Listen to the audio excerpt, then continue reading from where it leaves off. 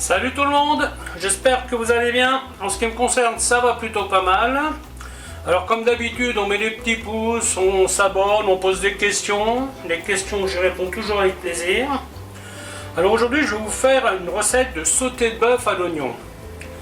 Alors c'est une sauce que je vais faire avec sauce soja, gnoc mam, sauce huître, des oignons. Je vais y mettre du curry et du paprika, un peu de vin rouge. Le bœuf, c'est tout simplement du bourguignon. En aromate, j'ai donc des herbes de Provence, du laurier, du poivre, du clou de girofle, évidemment du sel, du poivre et aussi de l'ail que j'ai au congélateur. Voilà. Donc aujourd'hui, je vais faire une certaine quantité parce que je vais faire des conserves. Donc là, j'ai eu de la chance, j'ai trouvé mon bœuf à moins 30%, c'est plutôt pas mal. Bon, par contre, je n'ai pas fait le calcul. Bon, tant pis. Donc, je vais travailler en deux temps. Moi, je vais commencer ma sauce dans cette casserole là-bas. Et pendant ce temps, je vais faire poêle par poêle, sauter ma viande là, que je vais mettre à égoutter. Il faut aussi de la farine qui est là. Parce que c'est quand même une sauce qui va être un petit peu liée. Voilà, mais écoutez, je vais vous montrer comment faire tout ça. A tout de suite. Donc là, je vais commencer par l'oignon.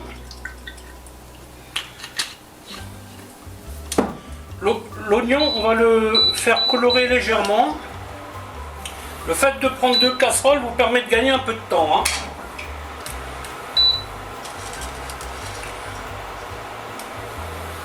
Ce qui est assez intéressant de temps en temps. Parce que là, je pars sur à peu près 1h30, 2 heures de cuisson. Mais après, il y a la mise en bocal et 1h30 de pasteurisation, donc à 95-100 degrés pendant 1h30. Donc vous voyez, c'est un truc, ça aurait été mieux que je commence plus tôt. Là, on va y mettre les aromates comme dedans. Hop.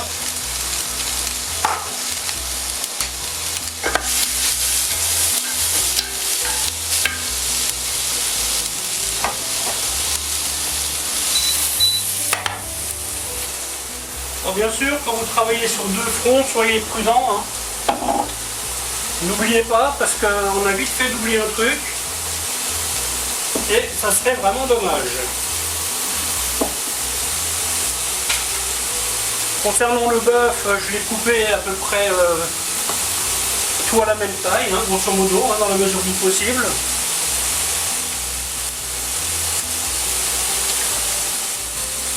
Bien faire chauffer la poêle. Bon, je pense que là, je vais me falloir au moins 3 séries là. On essaye de pas trop en mettre.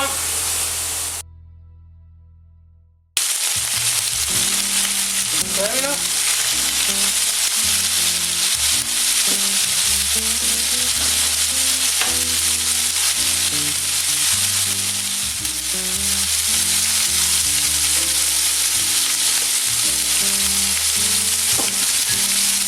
Là, je vais préparer une passoire au fur et à mesure.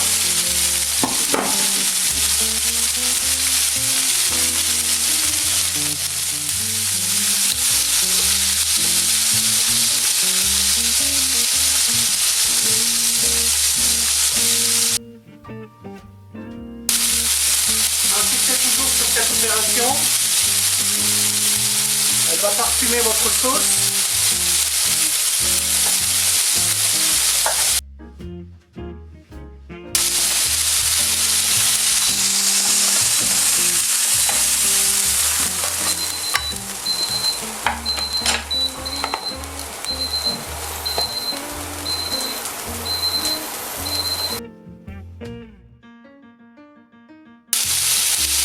C'est parti pour la deuxième tournée.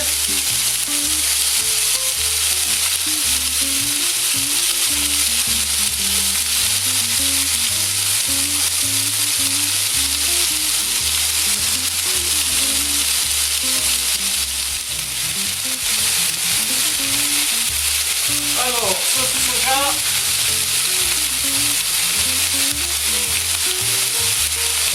Je vais y mettre 2 louches.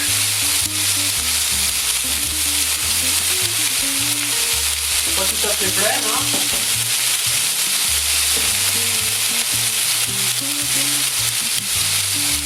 Jurman.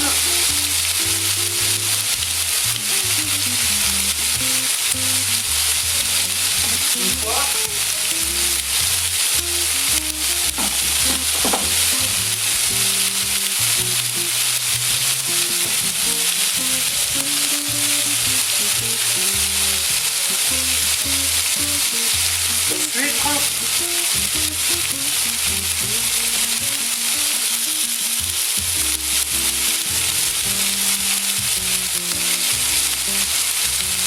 Une demi.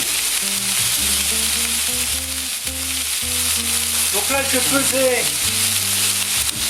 80 grammes de farine pour 1,5 litre de liquide d'à peu près. Hein.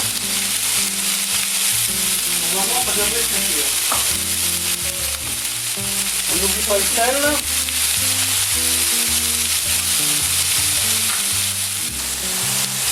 Donc voilà l'oignon. Maintenant je vais compléter la sauce. La viande elle est toujours en train de rissoler derrière moi. Donc une fois que l'oignon a sa petite couleur sympathique, je vais y mettre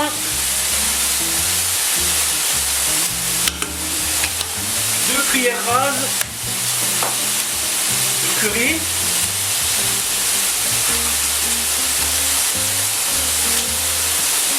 Deux grosses cuillères de paprika. Allez hop, 3 même. Soyons fous.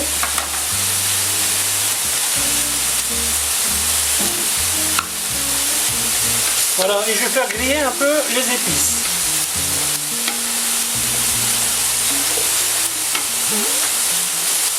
Ensuite, j'y mets la farine.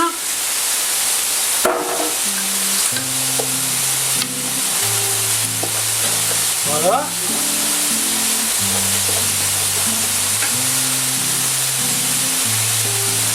Un peu de piment de Cayenne. Ensuite, et on met l'eau. Et voilà, maintenant je vais mettre ça de côté.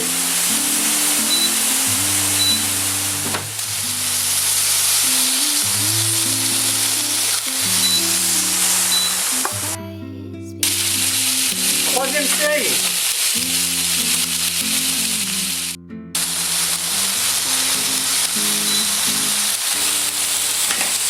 Et voilà la dernière série. Je vais laisser la viande égoutter quelques minutes. Je vais en profiter pour passer un petit coup d'éponge. Avec ce genre de plat, la cuisine elle prend cher, hein, je peux vous le dire.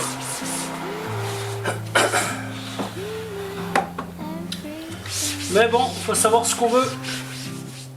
Donc une fois que la viande est égouttée, ben, on va la mettre dans la casserole tout simplement. Hop. Voilà, et là maintenant je vais porter ça à ébullition. Et c'est parti pour 1 heure, enfin 1h30, 2 heures de cuisson. Ça, il faudra que je m'adapte. Ensuite, petite opération importante, on va récupérer le jus.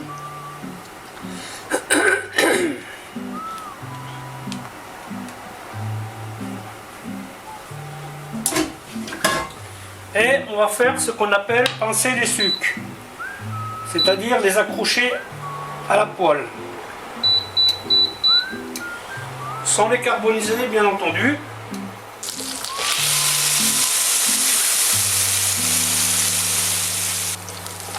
Donc on enlève la graisse et on déglace. Cette étape va contribuer à corser la sauce. Et ça je vais le passer, je vais le mettre dans la sauce mais à travers une passoire. Hein. Et en même temps ça nettoie la poêle, vous voyez. Porte à ébullition. Donc là la viande est à ébullition. Donc j'ai lancé ma minuterie par tranche de 30 minutes. Donc là nous sommes à 1 heure de cuisson.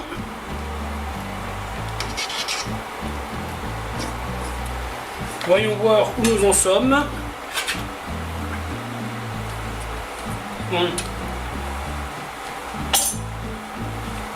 On est loin du compte. La sauce a juste la bonne épaisseur. Et elle est super bonne. Bon, c'est reparti pour une demi-heure. Bon, là, nous avons passé 2 heures de cuisson.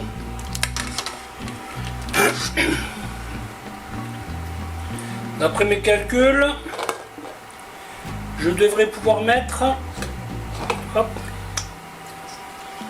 200 g de viande par bocal. Donc là, je vais partir sur 1, 2, 3, 4. Hop. Voilà. Ça correspond grosso modo à une portion.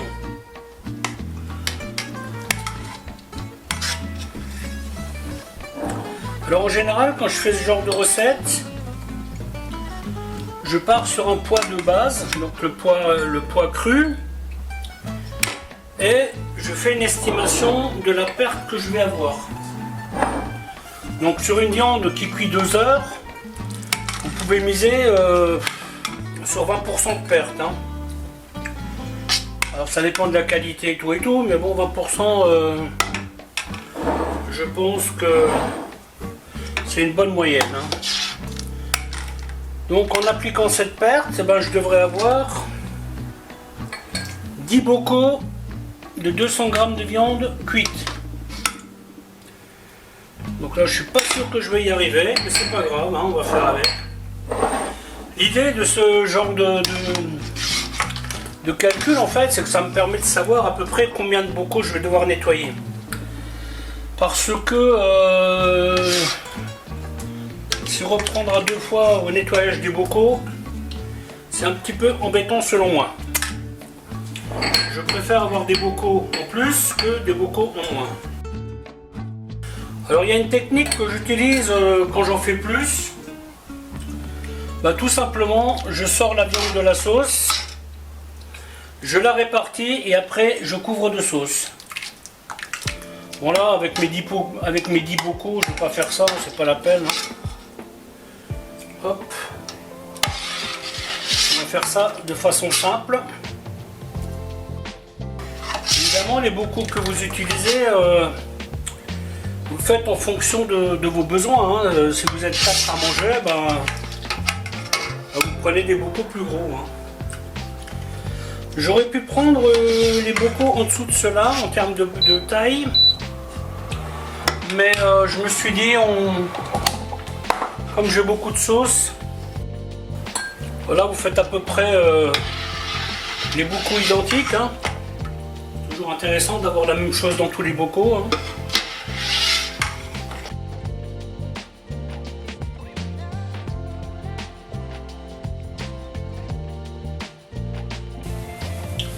Voilà, donc moi je mets un torchon au fond de la marmite. Hein.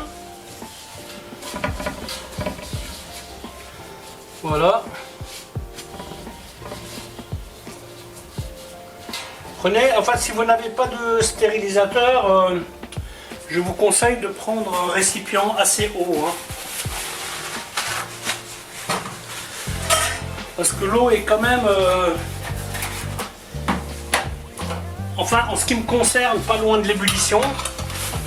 Et si vous avez par exemple, ça m'est arrivé, hein, donc je vous en parle en connaissance de cause, si vos bocaux ils arrivent à ce niveau là, eh bien vous risquez d'avoir de l'eau un peu partout, quoi.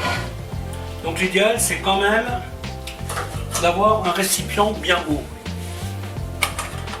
Là, ces bocaux là je pourrais les mettre dans une casserole plus petite, mais après je suis embêté avec la cuisson. Hein. Donc bien entendu, toujours le même principe. Hein. Alors si un jour vous faisiez ce genre de choses et puis vous vous rendez compte que vous n'avez pas assez de liquide, rien ne vous empêche d'en rajouter un peu. Hein. Là, j'aurais pu compléter, vous voyez, s'il m'en avait manqué un peu, j'aurais complété avec de l'eau. Je vais essayer de pas trop serrer. On va suivre le conseil de mon collègue, qui se reconnaîtra certainement.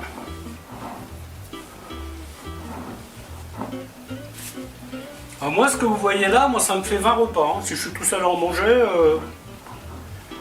je mange de la viande, mais pas tant que ça en fait. Vous voyez. Donc là, je limite assez 2 repas par bocal.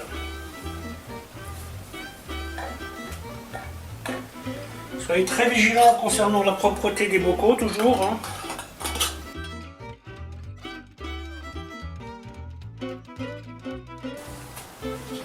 Voilà, vous voyez, donc là, je ne peux pas en mettre plus au fond. Donc, plutôt que de rajouter ces 2 par-dessus, et ça va me faire utiliser beaucoup d'eau, ben, ces 2-là, je vais les faire dans une autre casserole plus petite. Vous voyez, comme celle-ci. Et comme des sondes de cuisson, j'en ai plusieurs, et ben tout simplement, ben, je mettrai 2 sondes de cuisson pour gérer la stérilisation. Voilà, ben écoutez, la vidéo va s'arrêter là, en espérant qu'elle vous aura plu. Alors je vous dis à bientôt pour une autre recette. Bye bye.